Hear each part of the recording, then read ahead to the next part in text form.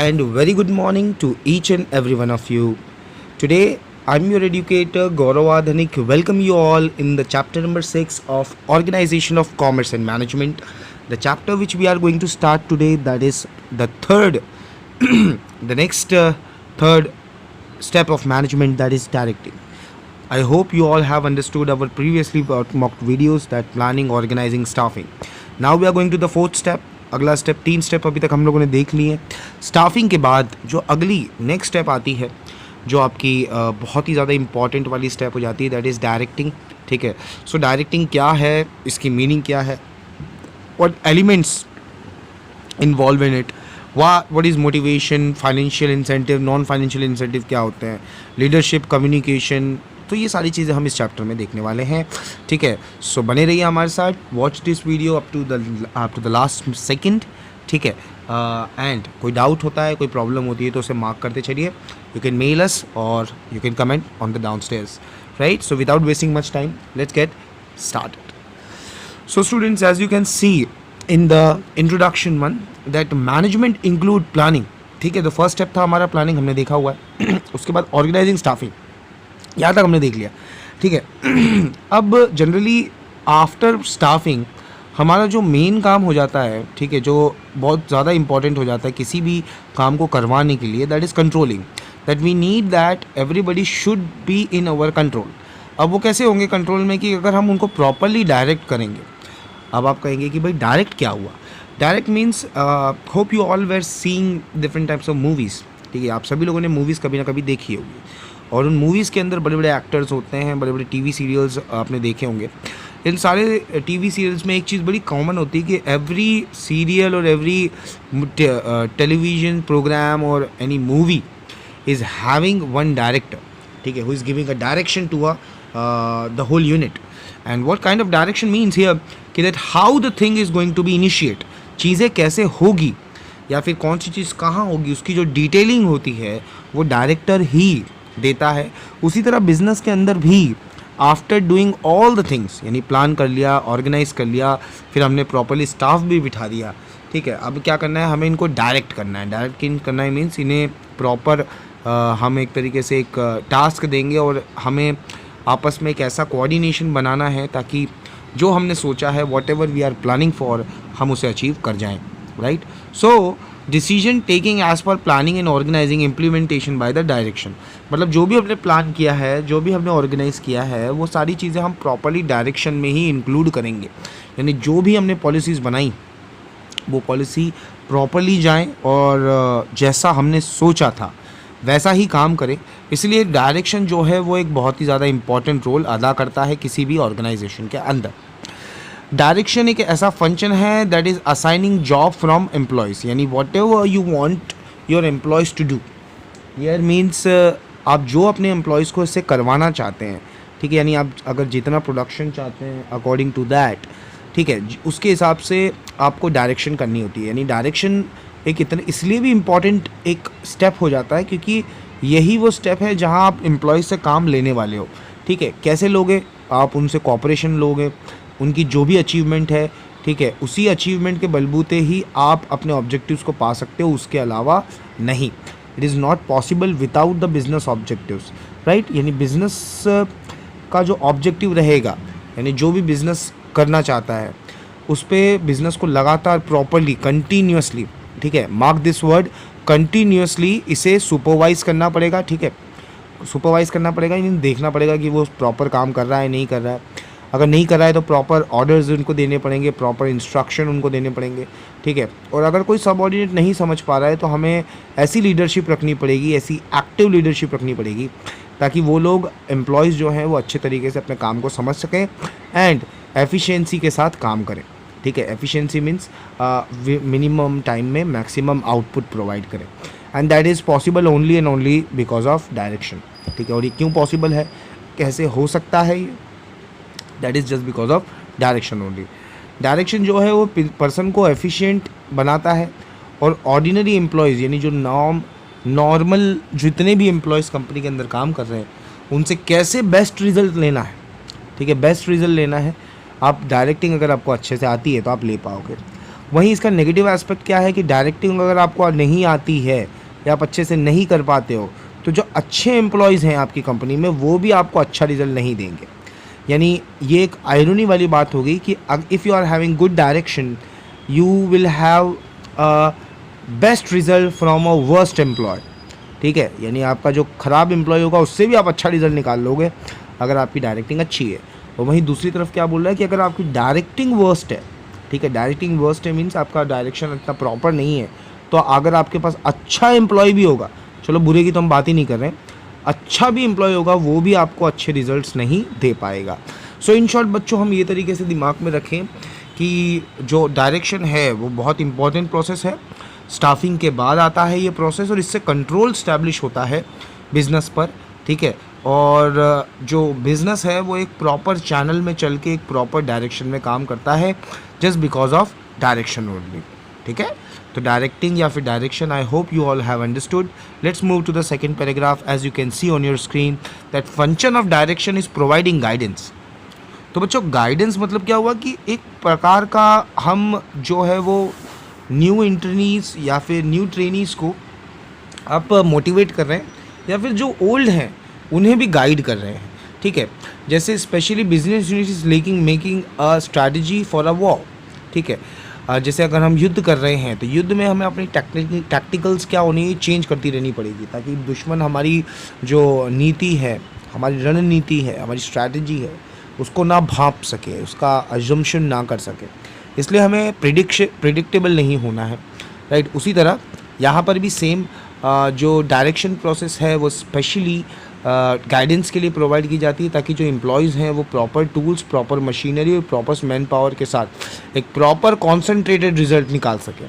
ठीक है, proper concentrated result means जो हमने सोचा था, जो हमने चाहा था वही हमको मिले। ये ज़रूरी होता है कि हम कंपनी की जितनी भी कॉम्प्लेक्सिटी है, कॉम्प्लेक्सिटी मीन्स मुश्किलात, डिफ़िकल्टीज़, उन सारी मुश्किलों को अच्छे से संभल कर सार को सॉल्व करते हुए, सबको कंसीडर करते हुए हम आगे बढ़ें। क्योंकि मुसीबतें, प्रॉब्लम से भागना उनका सॉल्यूशन नहीं है, उन्हें मीट करके सॉल्व करना ही सॉल्यूशन है। सो ये मॉरल और फॉर्मल रिस्पॉन्सिबिलिटी बहुत बढ़ा देता है कंपनी के अंदर। और जो लोग इसमें काम करते हैं खासकर डायरेक्शन में, उन लोगों का थोड़ा क्रिएटिव, थोड़ा इनोवेटिव होना बहुत ज़्यादा ज़रूरी हो जाता है।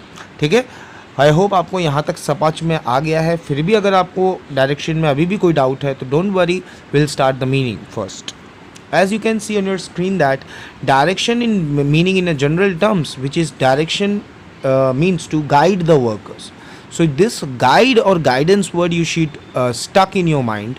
ठीक है, guide, तो ये आपको याद रखना है कि गाइड एक गाइडेंस मिलता है वर्कर्स को and make them aware about the work. ठीक है, so awareness is also a second factor of the organization कि पहला तो वो गाइड कर रही है और दूसरा वो अवेयर भी कर रही है। ठीक है, यानी गाइड कैसे कर रही है कि वो काम कैसे करना है, अवेयर कैसे कर रही है कि भाई जो काम तू कर रहा है that is how much that is important, right, और आप क्यों उसके लिए इतने जागरूक बनो।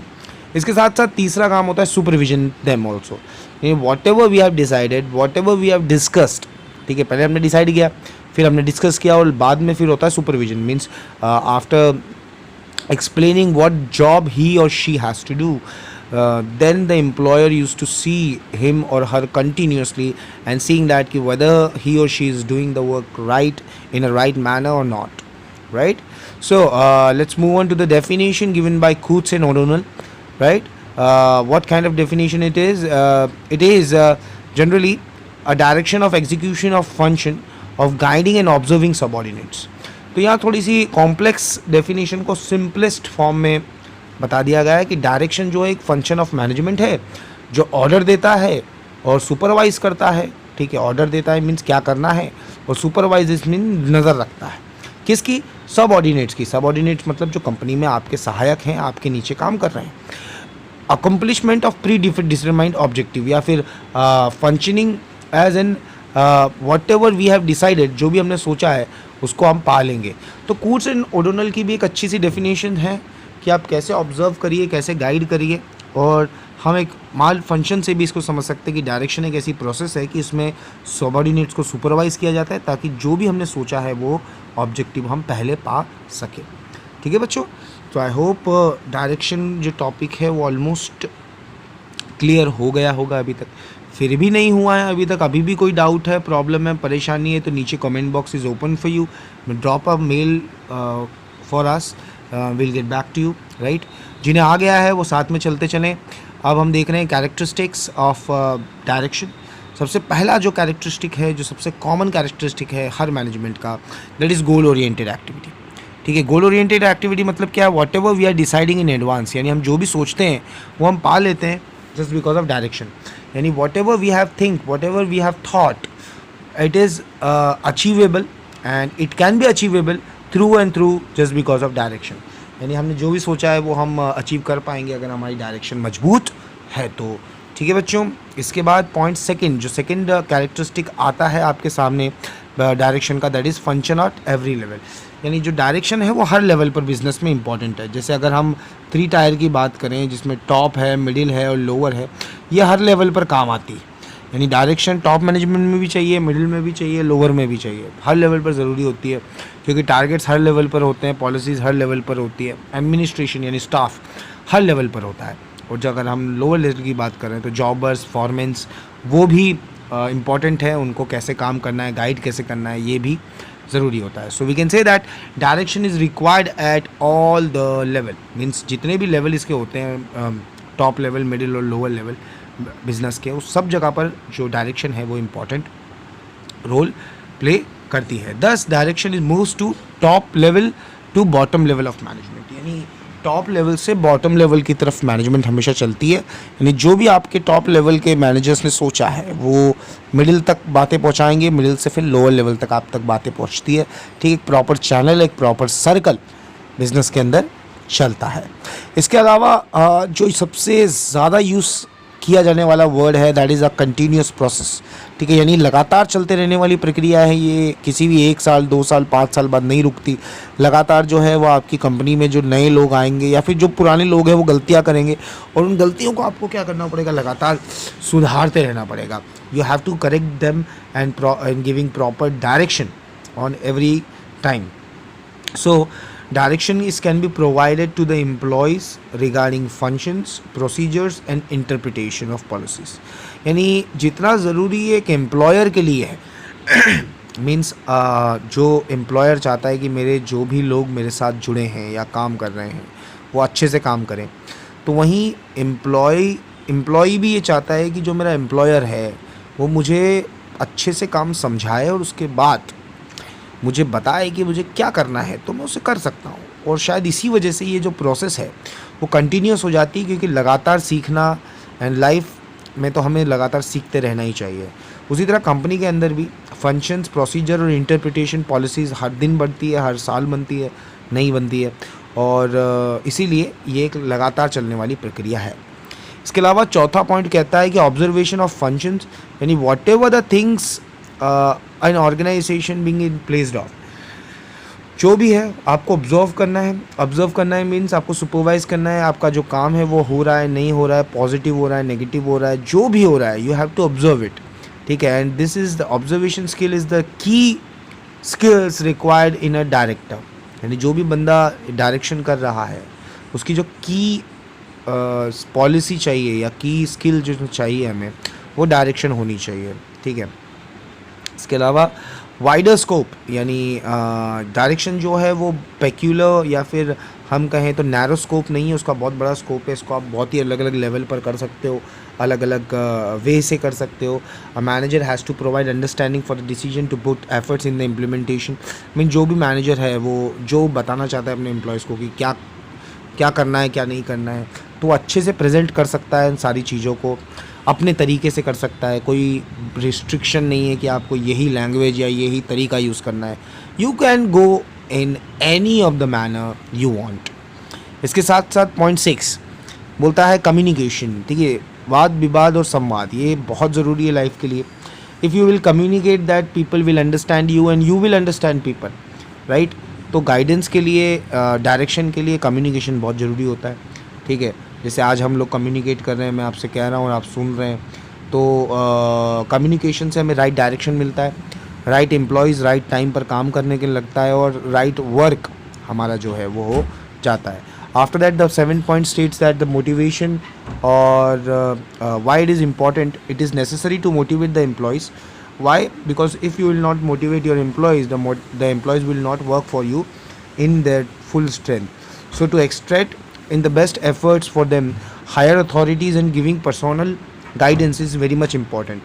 And how to make people guidance, it can be financial and it can B non financial although. ठीक है. सो कहीं पर हम उन्हें फाइनेंस दिखाकर मोटिवेट कर सकते हैं, या फिर कहीं हम उन्हें डेजिग्नेशन या फिर मोटिवेशन के साथ. हियर एम्प्लॉयज़ की faith in the organization and motivate them also for the better work. So this 7 point shows that motivation is included in the direction process. Then the last 2 points shows that point 8 is the flow of direction.